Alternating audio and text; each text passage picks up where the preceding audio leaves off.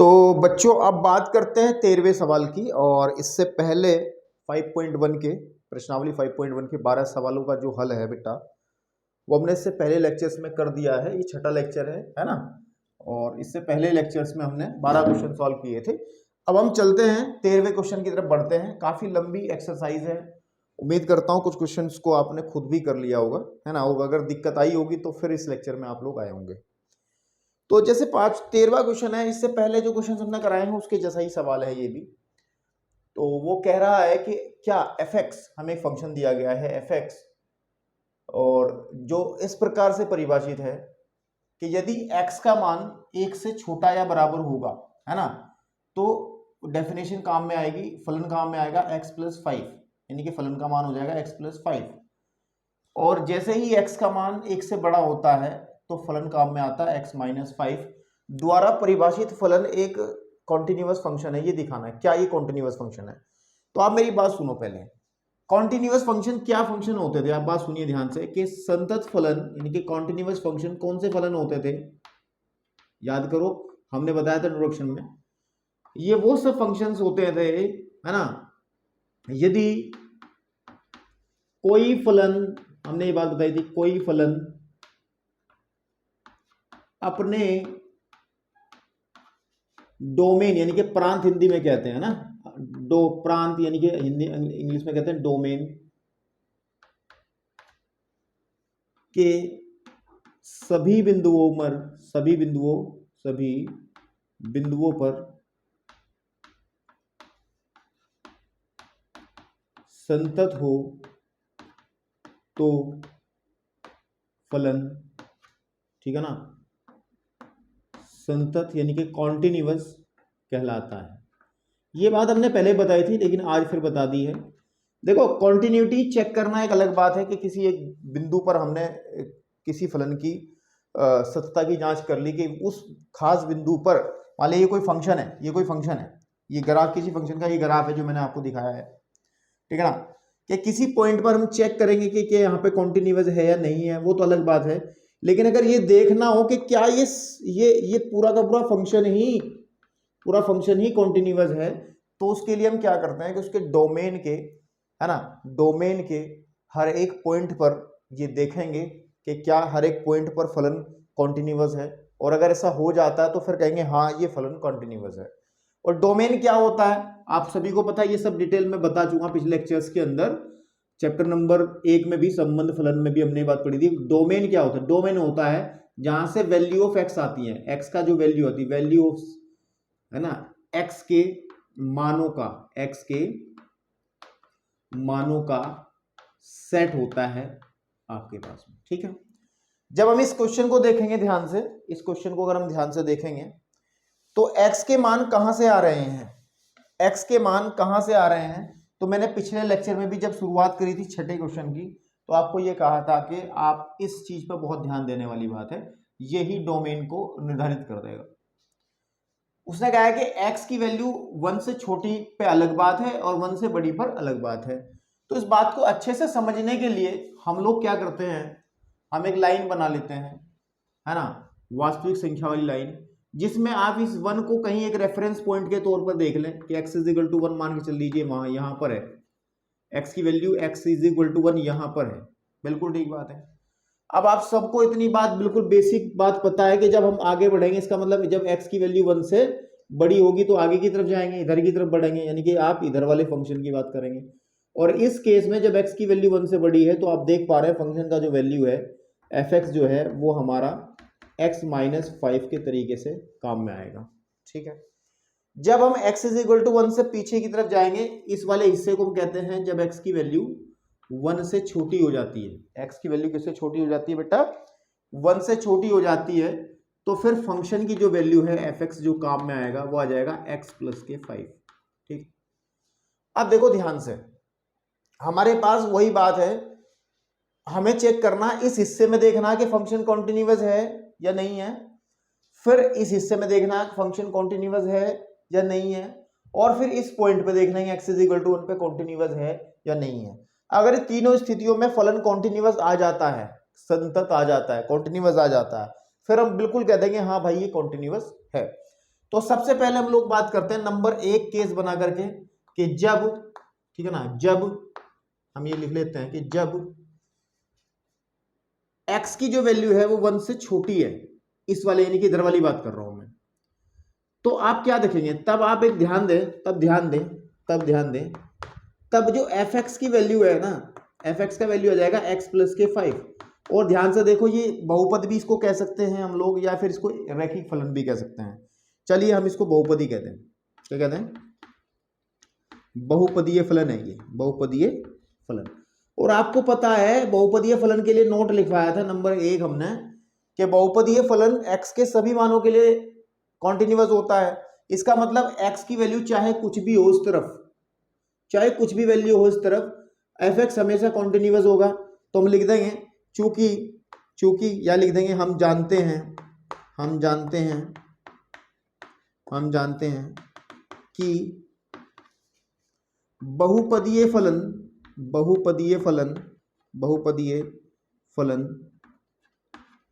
x के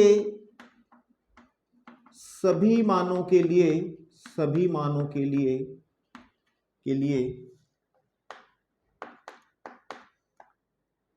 continuous होता है, यानी कि संतत होते हैं। अतः आप ध्यान देंगे, जब x लेस देन 1, अतः x लेस देन 1 के लिए, यानी कि इस कंडीशन के लिए, इधर वाली के लिए, fx जो फंक्शन काम में आ रहा है वो है x प्लस 5, संतत होगा, कॉन्टिन्यूअस होगा, संतत है। तो हमने इस हिस्से में देख लिया कि ये कॉन्टिन्यूअस है। इस 1 से इस तरफ किसी भी पॉइंट पे देखेंगे ये हमेशा कॉन्टिन्यूअस होगा, कारण क्योंकि ये बहुपदीय फलन है, चेक करने की जरूरत नहीं है, बहुपदीय फलन x के सभी मानों के लिए सतत है। तो this is the first case या फर्स्ट कंडीशन, पहला हिस्सा हमने देख लिया है। ऐसे ही हम लोग क्या करेंगे बेटा, इसको जरा आप अगर कुछ नोट करने लायक बात है तो आप कर सकते हैं। यदि कोई फलन अपने प्रांत के सभी बिंदुओं पर सतत हो तो ठीक है, बहुत बढ़िया बात है। रफ कॉपी में ऐसी चीजें लिख लेनी चाहिए, और रफ क्या फेयर में ही नोट्स में लिख लिया करो, ठीक है। अब देखो, अब ध्यान से देखो, मैं सेकंड केस डिस्कस कर रहा हूं। कौन सा केस? Second case.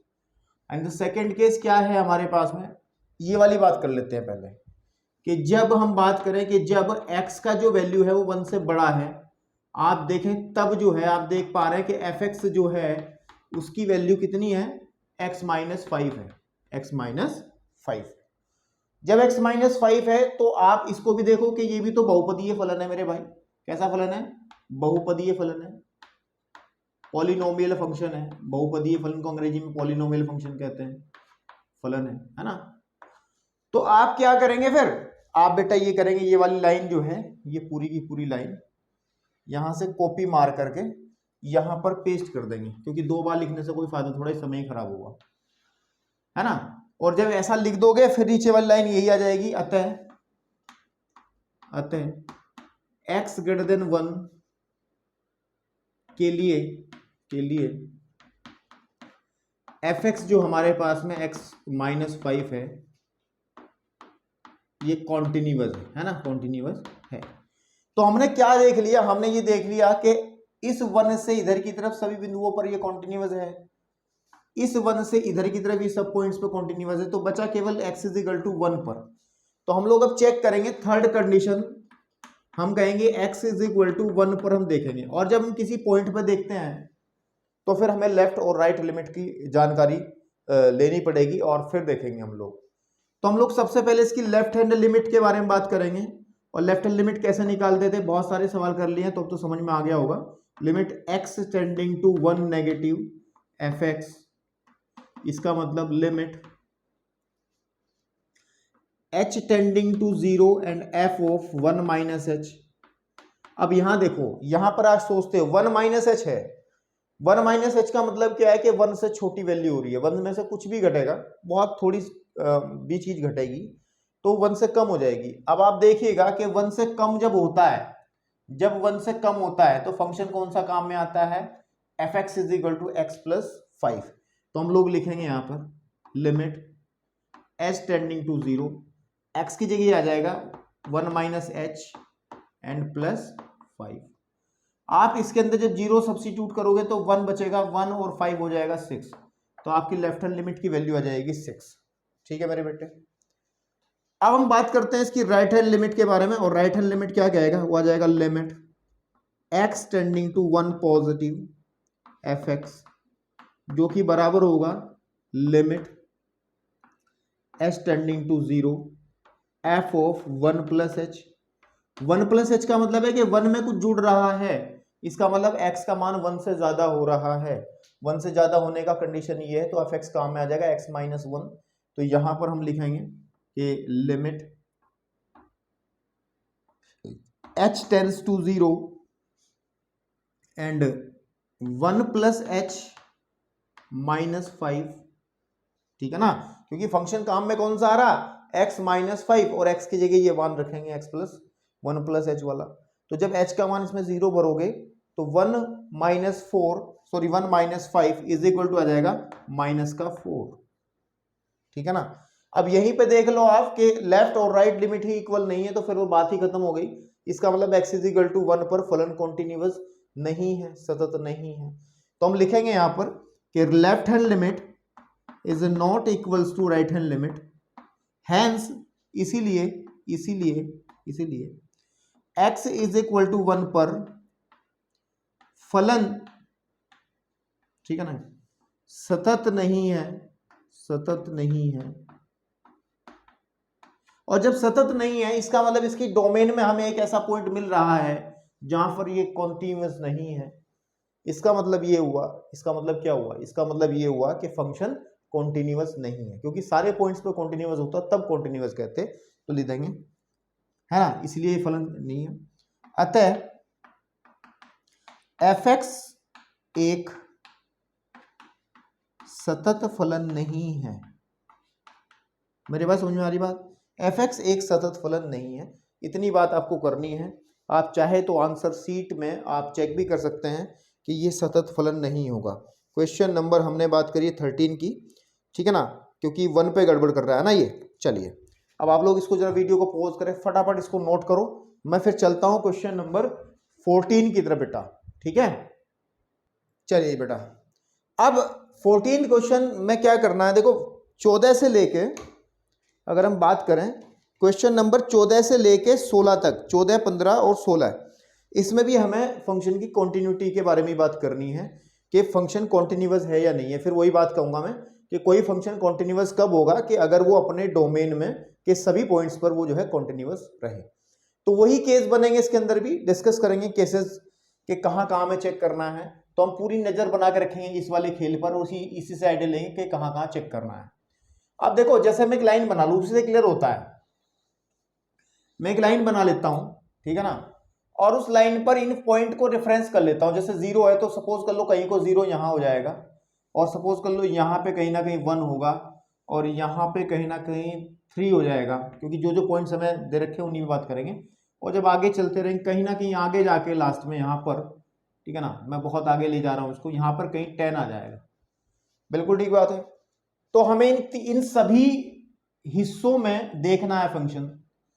अब अकॉर्डिंग टू क्वेश्चन हम लोग इसको लिखते हैं इस लाइन के ऊपर। देखो, जब वैल्यू, ध्यान से सुनना मेरी बात को, ठीक है ना, वैसे इधर वाली बात उसने नहीं करी है, उसने सिर्फ 0 से बड़ी की बात करी है। तो आप हो सकता है कि देखो, उसने कहा है जब x की वैल्यू 0 और 1 के बीच में है तो फंक्शन की वैल्यू, यानी कि जब ये फंक्शन यहां पर है 0 और 1 के बीच में है, तो जो फंक्शन है उसकी वैल्यू है fx is equal to 3। fx is equal to 3, इस बीच में fx इज इक्वल टू 3 है। फिर जब 1 और 3 के बीच की बात करेंगे तो फंक्शन की वैल्यू है fx इज इक्वल टू 4। ये आप समझ पा रहे हो, तो बस सवाल यही हल हो जाएगा सारा का सारा। और जब 3 और 10 के बीच की वैल्यू ले रहे हैं, यहां पर ले रहे हैं, तो इसका मतलब फंक्शन की value fx is equal to है 5। ये है, यानी कि ना तो इधर वाला हिस्सा डिस्कस करना हमें, ठीक है, और ना 0 से इधर वाले हिस्से में हमें कोई बात करनी है। बात आपको समझ में आ गई मेरी। तो हमें कहां कहां चेक करना, कहां कहां चेक करना, 0 पर चेक करना, 0 और 1 के बीच में चेक करना, फिर 1 पे चेक करना है। बात में समझ रहे हो। तो 2-3 केसेस बनेंगे, एक केस में ये वाला केस, फिर ये वाला केस, फिर ये वाला केस, और फिर उसके अलावा 3 केस, 4 केस और बनेंगे। कौन कौन से केस बनेंगे कि x इज इक्वल टू 0 पर, x इज इक्वल टू 1 पर, x इज इक्वल टू 3 पर और x इज इक्वल टू 10 पर। ठीक है, x इज इक्वल टू 10 पर। तो ये इन केसेस पर हम लोग देखेंगे फंक्शन कॉन्टिन्यूअस है या नहीं है। ठीक है ना आपके पास में।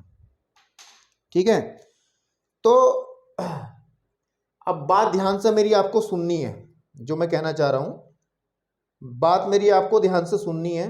मैं चाह रहा हूं कि इतने केस डिस्कस ना करें और करने भी नहीं पड़ेंगे। देखो क्या करना है, सीधी सी बात है, बहुत छोटा क्वेश्चन है, इतना बड़ा नहीं करना। हम लोग जीरो पे भी चेक नहीं करेंगे, क्योंकि जीरो के केवल फंक्शन जो है राइट साइड में है, लेफ्ट साइड में तो है ही नहीं। तो हम लोग जीरो पे कैसे डिफाइन करेंगे? नहीं, जीरो पे चेक नहीं करेंगे। फिर क्या करेंगे हम? 10 की तरफ देखो आप, 10 की लेफ्ट साइड में तो फंक्शन है, लेकिन 10 की राइट साइड के अंदर हम लोग कैसे फंक्शन की वैल्यू को डिफाइन कर लेंगे? जब हम राइट हैंड लिमिट निकालेंगे तो जब x की वैल्यू 10 से बड़ी होगी तो क्या फंक्शन लेंगे? कोई डाटा उपलब्ध ही नहीं है, इसका मतलब हम लोग 10 पे भी चेक नहीं करेंगे। ठीक है ना, तो हमारे पास बचते हैं दो points, x is equal to 1, x is equal to 3 और बीच वाला ये वाला चीज है।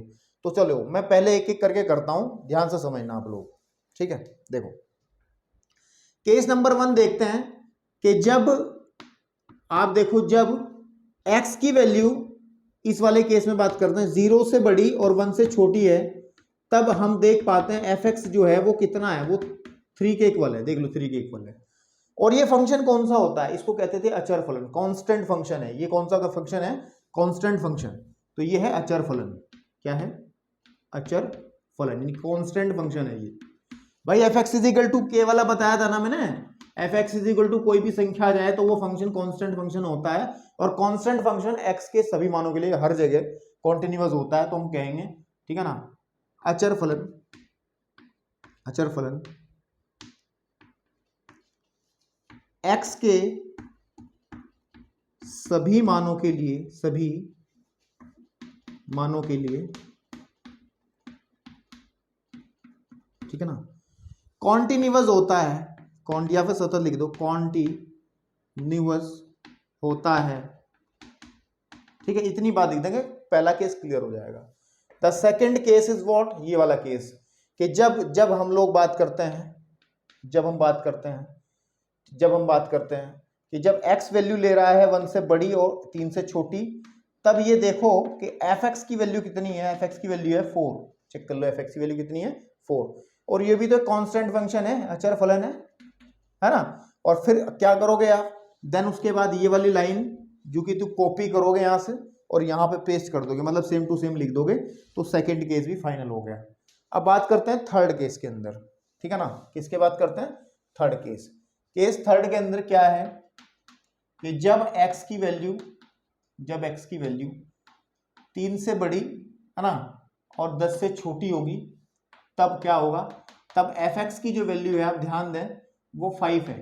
और 5 ये भी अचर फलन है, ये भी क्या है? कांस्टेंट फंक्शन है, अचर फलन है। तो इसमें भी क्या करोगे? जो लाइन यहाँ कॉपी करी थी अपने, यहां पर वो भी पेस्ट कर देंगे। इसका मतलब क्या है कि ये फंक्शन यहां पर भी हमने दिखा दिया कॉन्टिन्यूअस है, यहां पर भी कॉन्टिन्यूअस है, यहां पर भी कॉन्टिन्यूअस है। तो बचा कहां? x is equal to 1, x is equal to 2 पर, सॉरी 3 पर। तो अब केस 4 एंड 5 में हम क्या करेंगे? 4 में हम देखेंगे x इज इक्वल टू 1 पर, और x इज इक्वल टू 1 पर हम क्या करेंगे?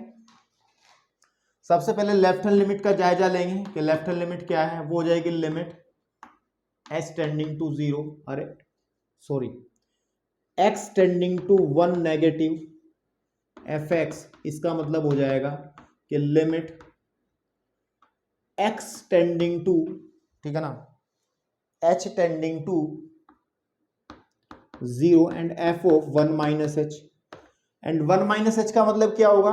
कि जब 1 से कम होगा, और जब 1 से कम फंक्शन होता है, 1 से कम तो फंक्शन की वैल्यू होती है 3, तो इसका मतलब यह आ जाएगा limit h tending to 0 and 3, है ना। कुछ भी हो, fx इज इक्वल टू 3 है ना, मतलब x का वैल्यू आप कुछ भी भरो, यहां कुछ भी भरो, कुछ भी स्टार भर दो, तब भी आपको 3 मिलेगा। तो 1 माइनस h भरोगे तब भी आपको 3 मिलेगा, तो 3।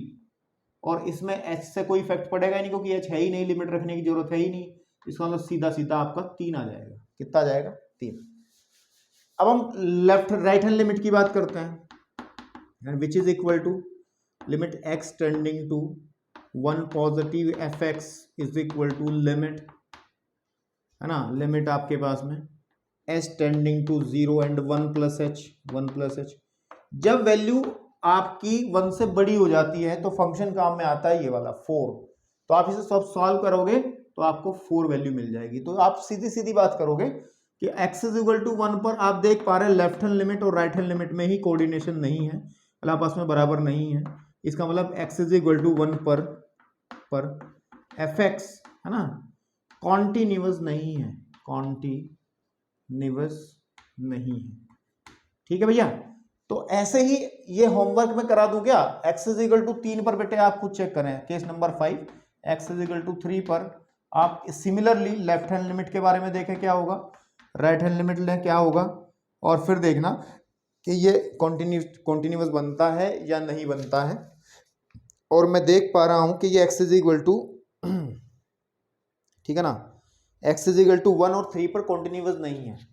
तो आंसर में आप क्या लिखेंगे, x, देखो मैंने इस पे चेक करके दिखा दिया आपको, इस पे कॉन्टिन्यूअस नहीं है, आप इस पे चेक करोगे तो मैं बता दे रहा हूं इस पे भी कॉन्टिन्यूअस नहीं आएगा, क्योंकि आप देख लो इस 3 के दोनों तरफ, इधर की तरफ वैल्यू 4 है, इधर की तरफ वैल्यू 5 है, तो दोनों बराबर ही नहीं है। तो ये कंफर्म है कि x is equal to 1, x is equal to 3 पर कॉन्टिन्यूअस नहीं है। तो हम ये कह देंगे कि x इज इक्वल टू 1 तथा x इज इक्वल टू 3 के अलावा प्रत्येक बिंदु पर ये कॉन्टिन्यूअस है, इन पे कॉन्टिन्यूअस नहीं है। ठीक है ना, तो देखो जरा आंसर कैसे इन्होंने दिखाया, पीछे एनसीईआरटी में आंसर कैसे दिखाया इन्होंने, देख लें जरा एक बार, लिखने का तरीका मैं भी सीख जाऊंगा थोड़ा सा। क्वेश्चन नंबर, हाँ बस ये लिखा x is equal to 1, x is equal to 3 पर f सतत नहीं है। तो चलिए अब हम लोग बढ़ते हैं क्वेश्चन नंबर 15 की तरफ। किसकी तरफ चलते हैं बेटा, क्वेश्चन नंबर 15। चलिए जी, देखो बेटे सारे सवाल जितने भी आए हैं अब तक हम कर रहे हैं ना, वो सारे एक जैसे सवाल हैं और ये भी उसी कैटेगरी में है। इसकी कॉन्टिन्यूटी के बारे में बात करनी है तो वही बात कहूंगा मैं आपको, इस तरफ नजर रखनी है और एक लाइन बना के देख लेना है। ठीक है ना, क्या देख लेना है कि यहाँ पर देखो 0, 1 और 1 है, तो यानी कि इसका मतलब यहाँ पे x इज इक्वल टू 0 लिख लो आप, और यहाँ कहीं x इज इक्वल टू 1 रख लो, और देख लो जब 0 से छोटी वैल्यू है, 0 से छोटी है तो फंक्शन कौन सा काम में आ रहा है, fx की वैल्यू है आपकी 2x। ठीक है, जब 0 और 1 के बीच की बात कर रहे हैं, x की वैल्यू 0 से बड़ी 1 से छोटी, तो फंक्शन की वैल्यू है 0, fx इज इक्वल टू आ जाएगा 0। और अगर 1 से बड़ी की बात करता हूं तो fx की वैल्यू जो है आपके पास जाती है 4x। कितनी आ जाती है, 4x।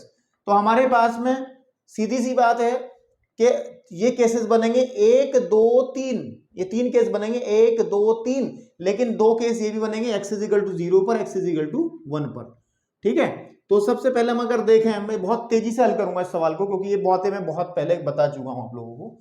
केस नंबर 1 में क्या करना है मुझे कि जब हम बात करते हैं कि x की वैल्यू 1 से छोटी है, 0 से छोटी है, तो आप देखेंगे कि fx की वैल्यू है ना, तब जो है fx की जो वैल्यू है वो हमारी कितनी है, 2x है। और ये कैसा फंक्शन है, चाहे तो इसको एक रेखिक फलन कह लो या फिर इसको बहुपदीय फलन कह दो, पॉलिनोमियल फंक्शन, बहुपदीय फलन आप इसको कह सकते हैं। और आपको पता है for all values of x, x के सभी मानों के लिए बहुपदीय फलन सतत होता है। तो यहां पर लिख देंगे आप, है ना, x लेस देन 0 के लिए fx यानी कि 2x जो है वो क्या है, सतत है, संतत है। कारण आप लिखना चाहो लिख दें, क्योंकि हम जानते हैं, जो मैं लिखता आया हूं आज तक, क्योंकि हम जानते हैं कि x इज इक्वल टू, क्योंकि fx एक बहुपदीय फलन है और बहुपदीय फलन x के सभी मानों के लिए कॉन्टिन्यूअस होता है। तो केस फर्स्ट में कॉन्टिन्यूअस दिखा दिया, मतलब ये इस हिस्से में कॉन्टिन्यूअस है, हम c लिख दे रहे हैं, इस हिस्से में ये c है, c मतलब ये कॉन्टिन्यूअस है इस हिस्से में। ठीक है, चलिए केस सेकंड की अगर हम लोग बात करते हैं कि जब x की वैल्यू 0 से बड़ी होती है, 1 से छोटी होती है, तब आप देखें fx की वैल्यू जो है वो कितनी है, fx की वैल्यू 0 है, तो ये कांस्टेंट फंक्शन हो गया, ये हो गया अचर फलन, अचर फलन। और अगर ये अचर फलन है तो अचर फलन भी हर जगह कॉन्टिन्यूअस होता है, तो ये भी हमारे पास में लिख देंगे इसमें, यहाँ पर हम जानते हैं क्योंकि अचर फलन x के सभी मानों के लिए कॉन्टिन्यूअस होता है, तो ये भी कॉन्टिन्यूअस हो जाएगा, पूरा का पूरा लाइन बना के लिख देंगे। ठीक है, अब बात करते हैं थर्ड केस की, and the third case is what, कि जब x की वैल्यू 1 से बड़ी हो, जब x की वैल्यू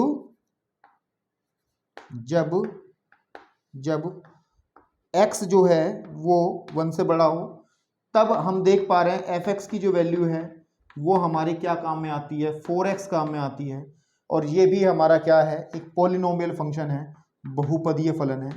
और यहाँ पर भी हम लिख देंगे, क्या लिख देंगे बेटा, कि बहुपदीय फलन x के सभी मानों के लिए सतत होता है। इसका मतलब क्या है कि x की वैल्यू जब 1 से बड़ी होगी तो कोई फर्क नहीं पड़ेगा, तो इस केस में भी ये सतत हो जाएगा। तो हमने देख लिया यहाँ पे भी कॉन्टिन्यूअस है, यहाँ पे भी कॉन्टिन्यूअस है, यहाँ पे भी कॉन्टिन्यूअस है। बस x = 0, x = 1 पर देखना है, ठीक है।